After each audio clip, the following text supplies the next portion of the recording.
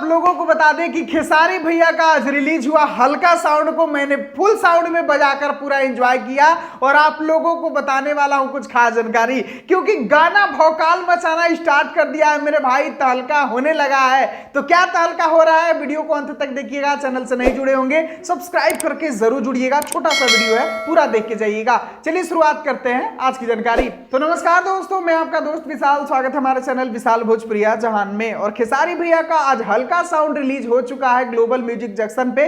तो जो भाई लोग अभी तक नहीं सुने हैं जल्दी से जाकर सुन लीजिएगा। खैर आप लोगों को बता दें कि गाना तहलका मचाना स्टार्ट कर दिया है और अभी करंट टाइम बताया जाए जिस टाइम मैं इस वीडियो को शूट कर रहा हूं, तो अभी एक गाना 14 नंबर ट्रेंडिंग पर ट्रेंड करने लगा है मेरे भाई।